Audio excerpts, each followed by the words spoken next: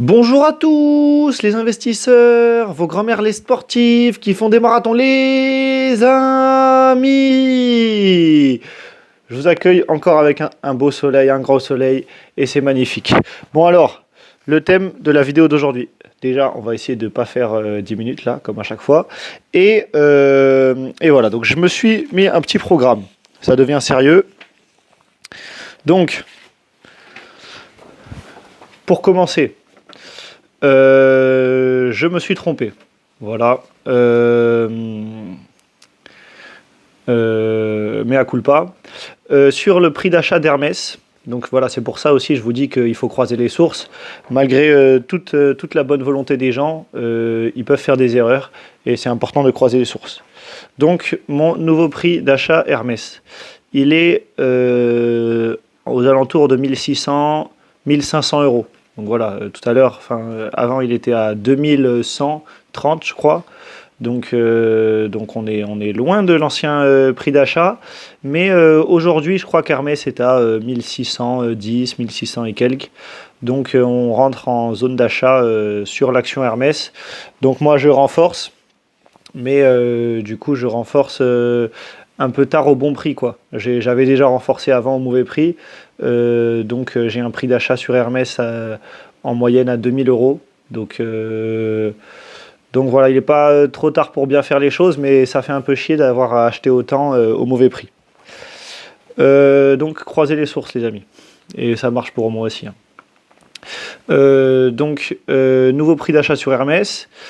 Et surtout qu'avec avec la guerre, qui n'est pas finie, bon, il y a des signes de potentiels accords de paix et il y a des signes que la guerre continue. Donc ça peut durer encore pas mal de temps.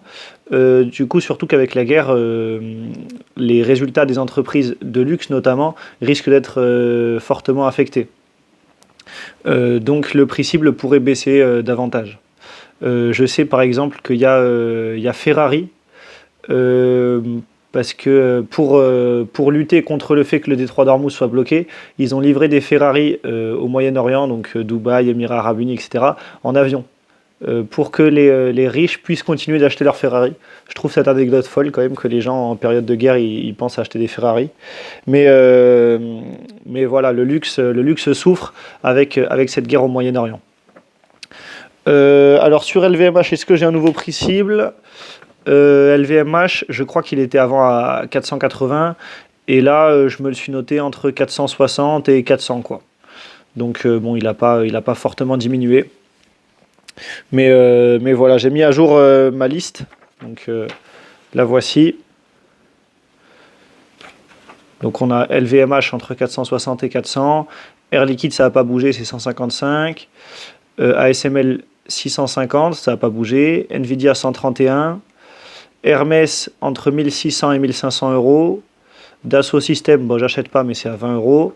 Microsoft entre 424 dollars et 400 dollars. Là d'ailleurs, Microsoft, je crois, c'est très intéressant. Donc moi, j'en achète pas mal en ce moment. Netflix 70 euros. Ferrari entre 240 euros et 200 euros. Et Legrand 130 euros. Aussi, donc comme je vous l'ai dit, j'étais allé au salon de l'investissement actionnaire Day, et je voulais parler avec Trade Republic, mais j'avais pas pu. Il y avait énormément de queues.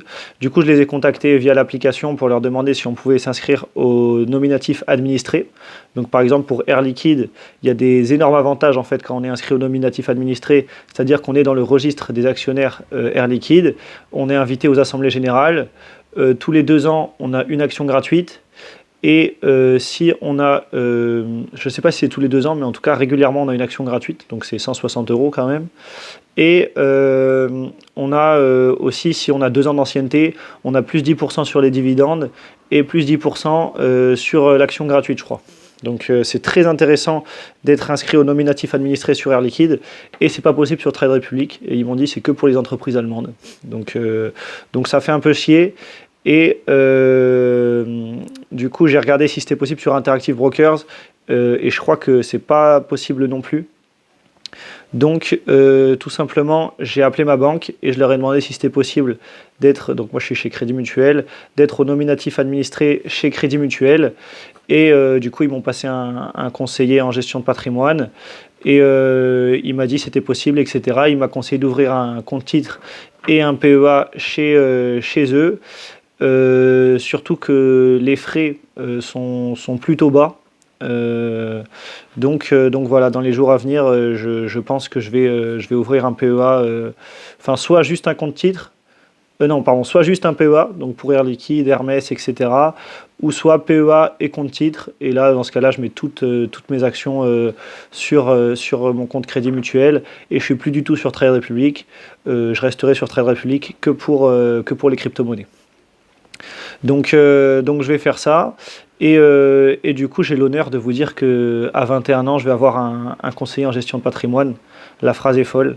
Le monsieur que j'ai eu au téléphone, il m'a proposé de devenir mon conseiller, etc. Donc voilà. Sinon, pour finir sur un petit point positif, puisque là les marchés financiers vont plutôt mal, j'imagine que votre portefeuille il est en forte baisse.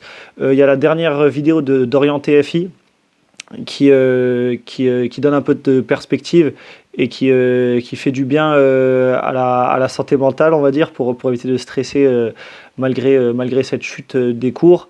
En fait, il explique qu'il y a souvent des peurs et que souvent elles ne durent pas très longtemps. Il prenait l'exemple de Donald Trump avec le Groenland, où il menaçait de sanctionner les pays européens s'ils n'acceptaient pas de vendre le Groenland. Les marchés avaient chuté et quelques jours après, il est revenu sur ses décisions.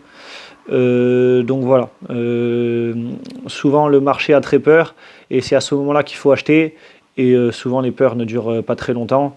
On espère en tout cas que la guerre des États-Unis et d'Israël en Iran ne va pas durer très longtemps.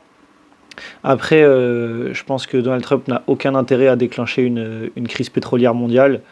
Si les marchés chutent, il va se faire gronder par son papa de chez BlackRock.